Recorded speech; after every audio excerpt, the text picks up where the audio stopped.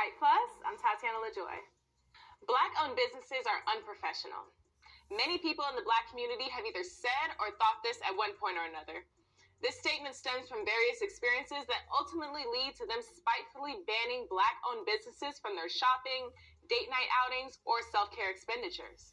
In 2021, the growth in Black spending power reached $1.6 trillion, which doubled since the year before, yet our wealth has fallen by 14%. This means that 99% of our buying power is spent outside of our community. These statistics imply that Black people know how to make money, but we do not know how to keep it. The Black dollar stays in our community for 6 hours, while it stays in the Asian community for 28 days. Well, it's actually a couple of things. For one, we could seem that we're rude and it's not all about good customer service. That's a problem. Why am I spending my money with you and you're too sensitive to even take the criticism necessary needed? Is that it's so expensive, which I can understand. Certain people or certain places, they kind of hit you over at a price.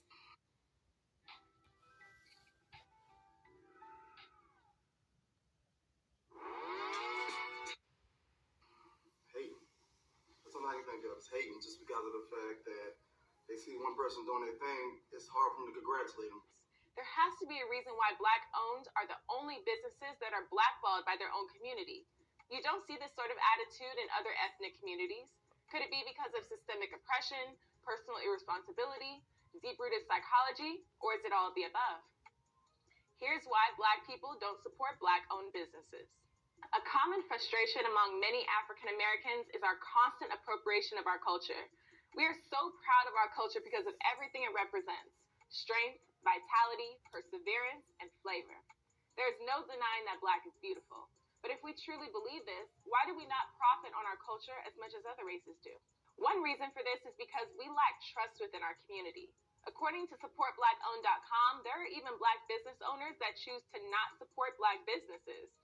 When asked why, they answer that Black-owned businesses are unprofessional and no others besides theirs should be supported. But where does this unprofessional stereotype come from? Let's start from the bottom and determine what it takes to start a business. It takes a lot of effort to start a business, and it begins with market research. Market research involves gathering data to learn about target audiences so that a business owner can determine factors such as the demand, market size, and market saturation. Knowing these things can help a business develop a strong foundation so they can have growth and longevity. After that work is done, a business plan needs to be made, which is based on all of the market research that has been done. This plan can either be traditional, which is usually dozens of pages long, or a lean startup, which is typically about a page long. Next is figuring out the best way to fund your business by first determining how much you will need and figuring out which is the best method to get that money, whether that be through bank loan, crowdfunding, or investors. Depending on what kind of business you have, the next steps vary and include choosing a business name, structure, and location, and registering your business. This is the bare minimum to start a successful business, yet many Black businesses do not invest the time to establish a strong foundation for their company. One of the biggest complaints is that Black businesses are hard to find.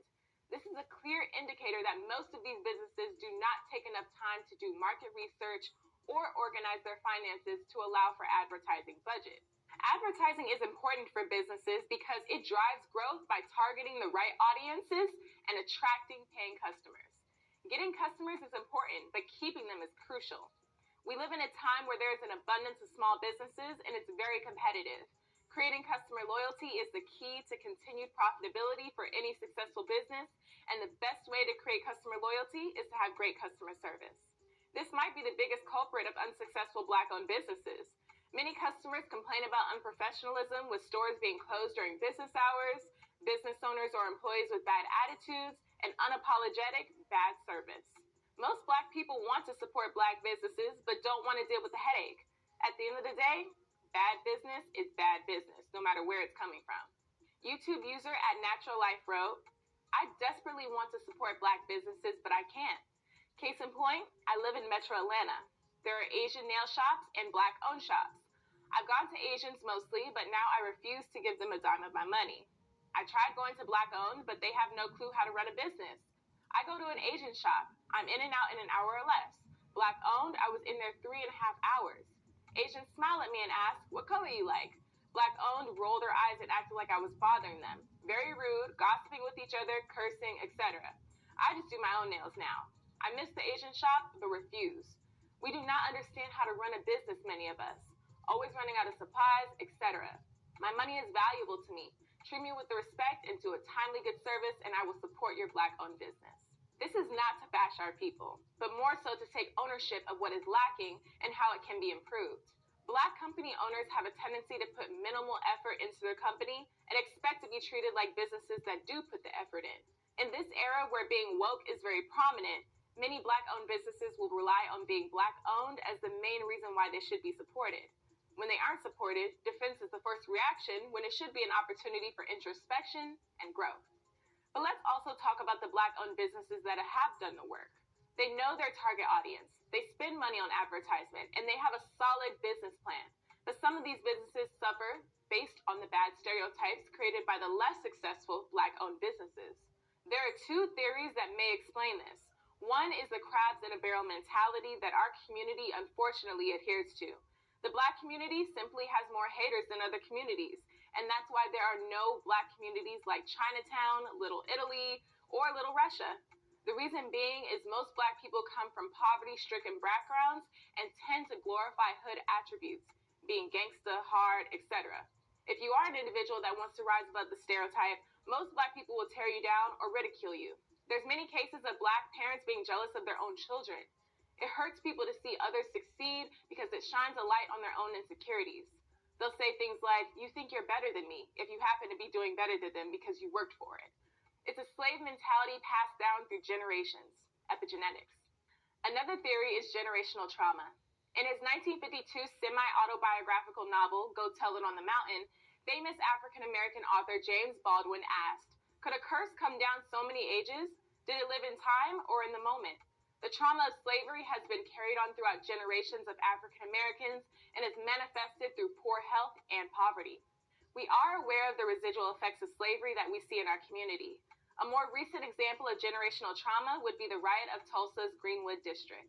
In 1921, Tulsa, Oklahoma's Black Wall Street was one of the most successful African-American communities in the United States. However, on May 31st, 1921, an African-American man named Dick Rowland was accused of attempting to rape a white woman named Sarah Page.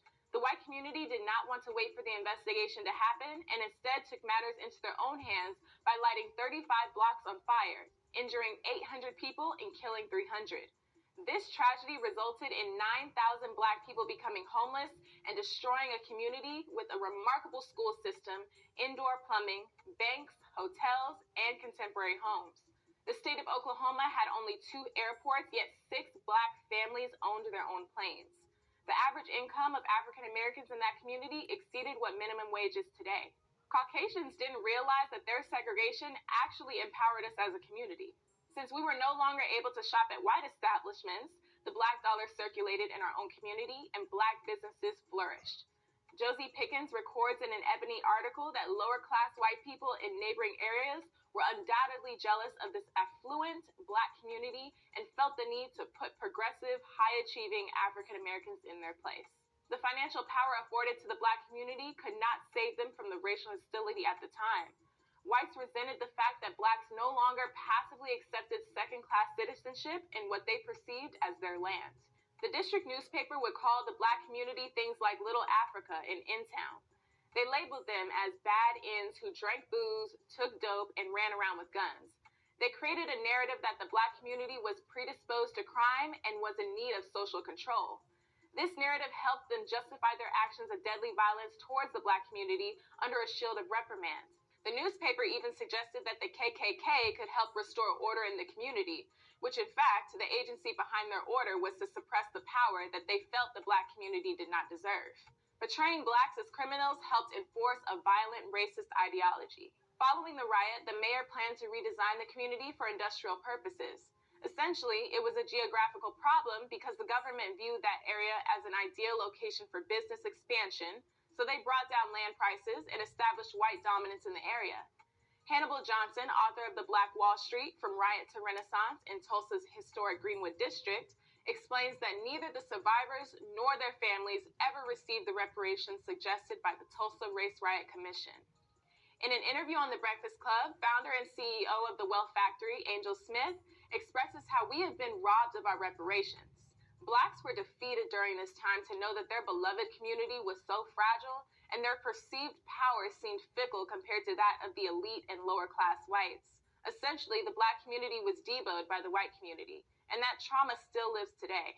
Is this why Black businesses don't have a strong infrastructure today? Is there an inherent fear that any success we have can and will be taken away by envious people with more power? It wasn't just Tulsa. Race massacres also devastated communities in Georgia, Arkansas, Michigan, Mississippi, and Florida, just to name a few. As Martin Luther King put it, when Negroes assertively moved on to ascend the second rung of the ladder, a firm resistance from the white community developed. The Black dollar circulating within our own community was a threat back then, and systems were put in place and narratives were spread to prevent it from happening again. That oppression is still relevant today and lives in our subconscious as a community. It's shocking how many people are unaware of the traumatic past of African Americans. This trauma is intergenerational and once realized can help combat the toxic patterns that we see in our community today, such as the crabs in a barrel mentality. As Jay-Z once said, crabs in a barrel, but crabs don't belong in the barrel. And they ain't never tell us that. So in the barrel, we're gonna act like we act. We can easily get out of the barrel if we stand on each other's back. Whoever gets on top, as long as they stay attached, they're gonna pull everybody out. I was doing just that. According to Angel Rich's research, it's going to take at least 250 years for us to catch up with our counterparts if we do not practice group economics. This is why it's so important to educate our people, especially our youth, on the importance of group economics to help close the wealth gap. Angel owns an app called Credit Rich to help people round up their spare change and intelligently optimize their credit score as fast as possible. There's also a directory called blackbusinessgreenbook.com where consumers can find Black-owned brands from home goods to clothing and art, photography, and food. Black Nation is another app that can be used as a resource to find Black-owned businesses wherever you are. These are just a few resources that can help keep our money within our community and make us stronger for generations to come. If we really want change, let's start by taking some of the actions mentioned throughout this video. Let us know in the comments below what you think the reason is that Black people don't support Black businesses. And also, shout out some amazing Black-owned businesses in your area that you would like to support. Stay up to date with the latest news in comedy by subscribing here to our YouTube channel. Follow Comedy Hype across all social media and look out for original content on our new streaming service at comedyhype.com. For Hype Plus, I'm Tatiana LaJoy.